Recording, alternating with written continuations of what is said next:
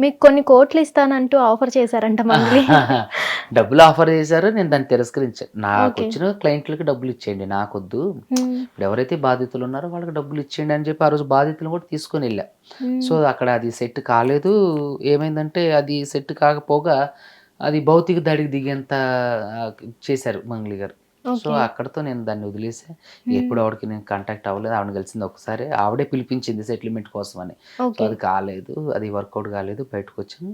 ఇక తర్వాత అంతా జరిగిందంతా మీరు చూస్తూనే ఉన్నారు. బాధితులు మీ దగ్గరకొచ్చినప్పుడు వాళ్ళ దగ్గర ఎన్ని కోట్ల వరకు ప్రూఫ్స్ ఉన్నాయి సార్? నా దగ్గరికొచ్చిన బాధితులైతే హ్మ్. గద్వాల అంటే మహబూబ్ నగర్, ఓకే. కర్నూలు, డోన్, ఆదోని ఇటువైపు వాళ్ళే.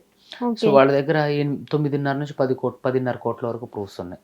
Bank transactions, PhonePe transaction, Google pay transactions, okay. Cash receipts, హ్మ్. డబ్బులిచ్చినవి హ్మ్. ఇవన్నీ గూడా దాదాపుగా అంటే ఒక్కళ్ళు కాదు కదండీ. అవును. 70, 80 మంది. సో, హ్మ్. 8.5 అంతే 9.5 నుంచి 10.5 కోట్ల వరకు. So, okay. ఆ స్కామ్ వచ్చినప్పుడు ఇవి వరకే అనుకున్నాం. ఫస్ట్ ఎంత పెద్ద స్కామ్ దీంట్లో ఇంతమంది ఉన్నారు, అక్కడున్నారు, ఇక్కడున్నారని తెలీదు. ఓకే. ఎప్పుడైతే ఇది బయటకొచ్చిందో మిగతా బాధితులందరూ కూడా బయటకి రావడం జరిగింది. మొత్తం ఎంతమంది బాధితులున్నారు సార్? వందల మంది ఉన్నారండి. వందల ఇంతమందని ఒక మంది. నిర్దిష్ట ప్రణాళిక రాలేదు. లెక్క పెట్టలేము. కానీ బాధితులు చెప్పేదేంటంటే ఒద్దిబట్ల అంటే హ్మ్. నల్గొండ, దేవరకొండ వాళ్ళు మేమే దాదాపుగా ఒక 600, 700 కోట్ల వరకు ఇచ్చాం సార్. ఇది పెద్ద స్కాము. ఇ ఇది 1300 కోట్ల వరకు ఉంటుంది. 1500 కోట్ల వరకు ఉంటుంది అంటున్నారు. కానీ ఓహ్! వాస్తవానికి ఆళ్ళు చెప్పే లెక్క ప్రకారం అయితే 600, 700 కోట్ల వరకు ఉంది. దీంట్లో మన దగ్గరైతే ఒక 10 కోట్ల వరకు ఉంది. సార్ ఇందులో అసలు ఈ స్కామ్‌లో మంగ్లీ పాత్ర లేదు. కేవలం మీరు ఫేమ్ అవ్వడానికే మంగ్లీని పేరు వాడుకుంటున్నారు అని అయితే చెప్తున్నారు. నిజమేనా? ఏవండి ఇప్పుడు నేను ఒకటే చెప్తున్నా. ఫేమ్ అవ్వడానికనంటే ఎట్లా ఫేమ్ అవుతారు? ఇప్పుడు ఫేమ్ అవ్వాలంటే ఇంక పెద్ద పెద్ద స్టార్స్ మీద మనం కేసులు వేయొచ్చు గదా! ఓకే. వాళ్ళ మీద అబాండాలు వేయొచ్చు గదా! సో, ఇక్కడ నేనేమంటున్నానంటే ఆవిడ అలా చెప్పి తప్పించుకుంటున్నారు. ఓకే. ఇప్పటికైనా సరే స్టిల్ ఇప్పటికి సరే మంగ్లీ గారి పాత్ర లేదు గదా! హ్మ్. రోడ్డు మీదకొచ్చి నిల్చొని బాధితుల తరపున ఇంతమంది చనిపోయారు. ఆవిడేమని చెప్పి స్టేట్మెంట్ ఇచ్చారు, బాధితులకు నేను అండగా ఉంటా. స్టేట్మెంట్ వరకే సరిపోయిందా? మరి ఎంతోమంది చనిపోయారు. నిన్న గూడా పాల తాండాలో ఒకళ్ళు అవును. చనిపోయారు. అసలు ఇంతమంది బాధితులు చనిపోతున్నా మంగ్లీకి అసలు బాధే లేదంటారా సార్? ఇప్పుడు ఉన్నట్టయితే నైతిక బాధ్యత తీసుకొని కనీసం అంటే ఆవిడ నైతిక బాధ్యత, సామాజిక బాధ్యతగైనా సరే వాళ్ళకి సానుభూతి తెలపాలి గదా! హ్మ్. స్టేట్మెంట్లు ఇచ్చేసారు తప్ప ఎక్కడ కూడా సానుభూతి తెలిపినట్టు గాని, ఇప్పుడు క్రియాశీలకంగా ఉండాలి. ఇప్పుడు మన పనులనేవి ఏవి కూడా క్రియాశీలకంగా ఉండాలి. ఓన్లీ స్టేట్మెంట్‌లకే పరిమితం అయ్యి అవును. ఉండకూడదు. సో, ఇక్కడ ఎంతోమంది బాధితులు చనిపోతున్నారు. సరే వాస్తవానికి మీ మీ ప్రమేయం లేదు. హ్మ్. రండి ఇప్పటికైనా మేము సాదరంగా ఆహ్వానిస్తున్నాం. సరే మీది లేదు. నేనే మీడియా ముందుకొచ్చి చెప్పుకుంటా. మంగళి గారు ఓకే. తప్పు లేదు అని. బాధితులకు న్యాయం చేసే దిశగా మీరు అడుగులు వేయండి. ఇప్పుడు ఓకే. మీకు రమావత్ మధుని మీ ఇంకా ఎవరు బాలాజీ నాయక్ వాళ్ళెవరో ఉన్నారు. హ్మ్. వాళ్ళందరితో కలిపి మీరు మాట్లాడించి వాళ్ళ డబ్బులు వాళ్ళకి వెనక్కి ఇప్పించండి. ఇప్పుడు రూపాయి తీసుకున్న దగ్గర ముప్పావలా ఇప్పించండి. లేదంటారా? వాళ్ళతో మీరు మాట్లాడడానికి ఇష్టపడలేదా? రండి ఓకే. మాతో పాటు సీఎం గారిని కలుద్దాం. ఒక సిట్ లాంటి ఒక దర్యాప్తు సంస్థను ఏర్పాటు చేయమందాం. హ్మ్. వెంటనే ఇక్కడేంటంటే అడ్వకేట్ సుబ్బు ఫేమస్ అవ్వడానికి ఏంటంటే పెద్ద పెద్దోళ్ళ మీద కేసులేయొచ్చు. నా దగ్గర ఆల్రెడీ అవును. సెలబ్రిటీ కేసులున్నాయి. నేను ఎంతోమంది ఇప్పటికి కూడా స్టిల్ చాలా మంది సెలబ్రిటీ కేసులు నా దగ్గర రన్ అవుతున్నాయి. ఓకే. నేనేం ఫేమస్ అవ్వడానికి ఫేమస్ అది కావాలని పక్కదారి పట్టించడానికి అనే మాట. ఓకే. నేనేమంటానంటే ఇప్పటికైనా సరే ఇప్పటికి స్టిల్ ఈరోజు ఎంత 30వ తారీఖు. 30వ తారీఖు 4వ నెల 2026. ఈ రోజుకి కూడా నేను మంగ్లీ గారిని ఆహ్వానిస్తున్నా. హ్మ్. నిజంగా మంగ్లీ గారు తప్పు లేదు అనుకుంటే రండి ఓకే. మాతో పాటు సీఎం గారిని కలుద్దాం. నేను నేను భుజం వేసుకొని హ్మ్. మంగ్లీ గారిని కాపాడుతా. ఇందులో నేను మంగ్లీ గారి మీద పెట్టిన అన్ని కేసులు వాపస్ తీసుకుంటా. నేను బహిరంగంగా చెప్తున్నా. ఓకే. మంగ్లీ గారు కూడా దానికి సిద్ధంగా ఉన్నారా అడగండి. హ్మ్. నిజంగా ఇప్పుడు వాస్తవానికి ఆవిడది ఏ తప్పు లేదనుకోండి. నేను బహిరంగంగా ఒప్పుకుంటా. నేను మొన్న కూడా కొంతమంది ఎళ్లి ప్రొడ్యూసర్ కౌన్సిల్, ఫిల్మ్ ఛాంబర్‌లో కంప్లెయింట్ చేస్తే నేను చెప్పా. హ్మ్. మాకు దానికి సంబంధం లేదు. మాకు వ్యక్తిగతంగా ఆవిడ మీద ఎటువంటి అభ్యంతరాలు మాకు లేవు. బాధితులకు న్యాయం చేస్తే చాలు. అలాని ఆవిడ పొట్ట మీద కూడా కొట్టడం మాకిష్టం లేదనన్నా. నేను ఇప్పటికి కూడా స్టిల్ అదే స్టాండ్ మీద ఉన్నా. అవును. మిగతా వాళ్ళు వాళ్ళ ప్రయోజనాలు అయ్యుండొచ్చు. లేదంటే సమాజ శ్రేయస్సు కోసం మాతో పాటు కలిసి పనిచేయొచ్చు. కానీ మాకు ఆళ్ళ ఉద్యమానికి మాకు ఎటువంటి సంబంధం లేదు. ఇప్పటికి స్టిల్ ఓకే. సపోర్టివ్‌గా ఉన్నారు. మేమెప్పుడు వాళ్ళని ప్రత్యక్షంగా కూడా కలవలేదు. కాబట్టి మంగ్లీ గారికి నేను ప్రత్యక్షంగా డైరెక్ట్‌గా చెప్తున్నా. అమ్మ హ్మ్. మంగ్లీ గారు మీ తప్పు లేదా రండి మాతో పాటు. ఓకే. 1, 2 సార్లు సీఎం గారిని కలుద్దాం. హ్మ్. కలిసి దర్యాప్తు సంస్థలు ఏదైనా అపాయింట్ చేశారనుకోండి. బాధితులు ఇంకా చావులాగుతాయి. హ్మ్. ఎంతోమంది వాళ్ళు భూములమ్మి, ఇళ్ళమ్మి, బంగారం అమ్మి, ఇల్లులు తనఖా రిజిస్ట్రేషన్‌లు చేసి చాలా వరకు డబ్బులు కడుతున్నారు. So okay. కాబట్టి రండి, మీరు రోడ్డు మీదకి రండి. లేదంటే మాతో పాటు ఒకసారి 2 సార్లు సీఎంగా కలుద్దాం రండి. ఓకే. మీది ఏ తప్పు లేదని నేనే మీడియా మీద హ్మ్. బహిరంగంగా ప్రకటన చేస్తా.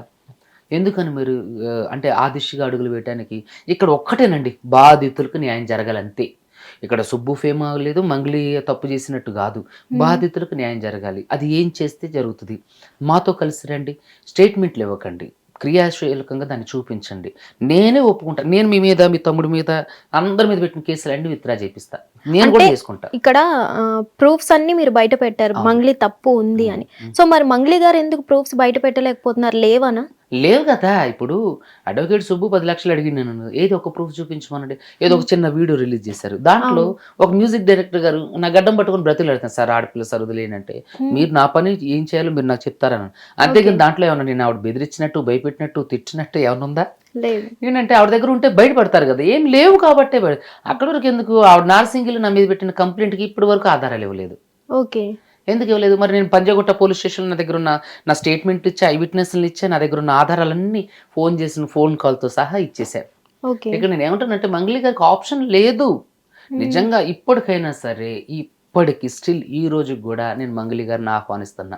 ఓకే. బాధితులకు న్యాయం జరగాలండి. ఈ హ్మ్. కేసులు నెలల కొద్దీ నడవాలనో, మీడియాలో నలిగిపోవాలనో, మీడియాలో ఇంటర్వ్యూలు ఇవేం గాదు. ముందు ఓకే. బాధితులు చాలా బాధపడుతున్నారు. అంటే ఓకే. వాళ్ళు తినటానికి తిండి లేకోకుండా హార్ట్ అటాక్‌లు వచ్చి సూసైడ్ చేసుకొని చచ్చిపోయే పరిస్థితికి వస్తున్నారు. హ్మ్. దయచేసి శవాల మీద రాజకీయాలు చేయటం నాకు ఇష్టం లేదు. అది నా ధ్యేయం కాదు. ఓకే. బాధితులకు న్యాయం జరగాలి. ఇప్పుడు మొన్నటి వరకు నా వరకు వచ్చిన వాళ్ళకి జరిగితే చాలనుకున్నా. కానీ ఈరోజు ఖచ్చితంగా హ్మ్. తెలుగు 2 రాష్ట్రాల్లోనే కాకుండా కర్ణాటకలో ఉన్న వాళ్ళకి కూడా ఓకే. న్యాయం జరగాలి. అప్పటి వరకు కూడా నేను పోరాటం చేస్తా. మంగ్లీ గారొస్తే అది ఇంక కొంచెం త్వరగా అవుతది. అవును. ఏది ఆవిడ ఏ తప్పు లేకపోతే. ఇలా నాన్చుకుంటూ వెళ్తే ఇంకా చాలా దూరం వెళ్ళడానికి మేము ఎక్కడ వెనకాడము. అంటే మంగ్లీ గారు స్టార్టింగ్‌లో ఒక 2 టైమ్స్ ప్రెస్ మీట్ పెట్టారు, మాట్లాడారు మీడియా ముందు. ఇప్పుడెందుకు ఆమె అసలు బయటికి రావడం లేదంటారు? అదే గదా! నాకు గూడా క్వెషన్ మార్క్. ఆవిడ డిఫెన్స్ చేసుకోవడానికి ఎందుకు రావట్లేదు? ఎందుకంటే అవును. ఆవిడ దగ్గర ఏ ఆధారాలు లేవు గాబట్టి. ఓకే. ఎవడో ఒకడు కొత్తోడిని ఏమన్నా వీటుకొచ్చి ప్రెస్ మీట్ పెట్టిచ్చారు. అతనికి ఎవరో మేనేజర్ అట. అతనికి ఓకే. దీనికి ఏంటి సంబంధం? అతనికి అన్నీ తెలిసే జరుగుతాయా? హ్మ్. అతను వచ్చి స్టేట్మెంట్లు ఇస్తారు. మంగ్లీ మేడంకి దీనికి ఎటు సంబంధం? ఆడెవడు చెప్పడానికి? ఆడికి ఏం ఓకే. తెలుసు? అతనేమన్నా మొత్తం ట్రాన్సాక్షన్‌లో ఉండా? అయితే అతని మీద గూడా కేస్ ఫైల్ చేయాలి మేమిక. ఓకే. ఎందుకంటే అతను రూఢిపరుస్తుండు. హ్మ్. తన స్టేట్మెంట్ పాస్ చేస్తానంటే తనకి ఇందులో సంబంధం ఉన్నట్టే గదా! అవును. సో, అలాంటప్పుడు అతని మీద కూడా కేస్ ఫైల్ చేయాలి మేము. ఎందుకంటే హ్మ్. తను కూడా ఎంక్వైరీలో లాగితే తనకి అసలు అతను ఏ ధైర్యంతో ఏం చూసిండు, ఏం చేసిండు, ఎక్కడుందని చెప్పి ఆ స్టేట్మెంట్లు పాస్ చేయగలడు. సో, కాబట్టి అతని మీద కూడా మేము కంప్లెయింట్లు చేస్తాం ఇక. ఓకే. అతను కూడా లాగేస్తే కేసులోకి ఒకవేళ తన హస్తం కూడా ఉందేమో. అతని హ్మ్. మేనేజర్ హస్తం కూడా ఉందేమో. కాబట్టి ఓకే. అంత ధైర్యంగా ప్రెస్ మీట్ పెట్టగలిగిండు. హ్మ్. నేనేమంటున్నానంటే శివ చౌహాన్ కూడా ప్రెస్ మీట్ పెట్టి అవును. ఫోటోలు చూపిస్తారు ఎందుకు? ఆధారాలు ఇవ్వమంటుంటే. ఇప్పుడు మేము ఆధారాలు అవును. ఇచ్చును, ఫోటోలు ఇచ్చును, వీడియోలు ఇచ్చును, డబ్బులు కట్టి లెక్క పెట్టే వీడియోలు ఇచ్చును. ఆవిడకి సంబంధించిన ఇప్పుడు అడ్వకేట్ సుబ్బు అంటే పిచ్చి బట్టి ఏదో చెప్తున్నాను అనుకుందాం. ఓకే. మరి బాధితులందరూ కూడా మంగ్లీ పేరు ఎందుకు చెప్తున్నారు? హ్మ్. అసహ్యంగా తిడుతున్నారు. అంటే వాళ్ళందరికీ మీరు ఒక స్క్రిప్ట్ ఇచ్చారంట. అందరూ కలిసి మంగ్లీ పేరే చెప్పండి అని. ఏవండీ భలే మాట్లాడతారు షమ మీరు. అసలు నేనేమంటానంటే స్క్రిప్ట్ ఇస్తే చచ్చిపోతా. మీరు బాధితుల్ని రెచ్చగొడుతున్నారంట. ఛీ! అసలు ఆళ్ళెవరో గూడా నాకు తెలీదు. నేనెప్పుడు వాళ్ళని కలిసింది గూడా లేదు. ఓకే. నా బాధితులు తప్ప నేను ఆళ్ళనెప్పుడు కలవలేదు. మొన్న అతను చనిపోయినప్పుడు వాళ్ళ హ్మ్. అమ్మను పరామర్శించడానికి నైతిక బాధ్యతగా, హ్మ్. ఆళ్ళందరితో కలిసి మాట్లాడాల్సిన బాధ్యతగా నేను అక్కడికెళ్ళి నేను, శేఖర్ భాషా గారు ఎళ్లి మాట్లాడి, ఓకే. మా సానుభూతి తెలియజేసి, మాకు చేతనైన సహాయం చేసి వచ్చాం. సో, హ్మ్. స్క్రిప్ట్ అసలు ఆళ్ళెవరో తెలీదు. అది స్క్రిప్ట్ ఎందుకు చేస్తారండి? అది ఇదొక పెద్ద స్కామ్ నేను బయటికి తీసుకొచ్చింది. దాంట్లో స్క్రిప్ట్ ఉంటదా? హ్మ్. నిజంగా అది వినటానికి హాస్యాస్పదంగా లేదు. ఎంత రెడిక్యులస్‌గా ఉంది. సో, హ్మ్. ఒక్కళ్ళకి ఇద్దరికి ఇస్తాం గానీ, అవును. వందల మందికి స్క్రిప్ట్ ఇస్తారా? సో, ఇది చాలా రాంగ్. బాధితులకు న్యాయం జరగాలండి. ఒకటే. ప్రజలు కోరుకునేది ఒకటే. బాధితులు కోరుకునేది ఒకటే. బాధితుల తరపున ఉన్న న్యాయవాదిగా నేను కోరుకునేది ఒకటే. ప్రజలకు న్యాయం జరిగితే బాధితులకు డబ్బులిస్తే చాలు. నేను కేసులన్నీ వాపసు రూపాయి తిన్న దగ్గర ముప్పావులు ఇచ్చేయండి. చాలా ఓకే. వరకు చావులు ఆగిపోతాయి. ఇంకా ఇది ప్రారంభమే. ఇంకెంత దూరం వెళ్తదో ఇది. హ్మ్. దయచేసి మంగళి గారికి నేను చెప్పేది ఒకటే. దయచేసి రండి. బాధితుల తరపున నించోండి. స్టేట్మెంట్లు ఇవ్వద్దు. క్రియాశీలకంగా మీరు చూపించండి. లేకపోతే పరిణామస్థానం చాలా తీవ్రంగా ఉంటది. ఇది ఓకే. రాష్ట్ర స్థాయిలో ఉధృతం చేస్తాం. హ్మ్. ఖచ్చితంగా నాకు తెలిసి ప్రభుత్వాలకు తెలిసినా సరే మరి ఎందుకు దీని గురించి స్పందించట్లేదనేది నాకు అగమ్యగోచరంగా ఉంది. ఇప్పుడు ప్రతిపక్షాలు కూడా దీని గురించి ఎక్కడ పెదవి విప్పటం లేదు. అవును. అంటే ఏంటి దీంట్లోని ఆంతర్యం ఏంటి? ఇక్కడ నేనేమంటానంటే అక్కడ చూస్తేనేమో మంగ్లీ పోలీసులను కూడా ప్రభావితం చేసి మాకు డ్రంక్ అండ్ డ్రైవ్ టెస్టులు, బ్రీత్ అనలైజర్ అవును. టెస్టులు పెట్టిస్తుంది. మేము తలుచుకుంటే మేము ఏం చేయలేకపోతున్నాం. అరే ఎంతమంది బాధితులు ఉన్నారు, 9 మృతుల సంఖ్య 9కి చేరిందని చెప్తున్నారు.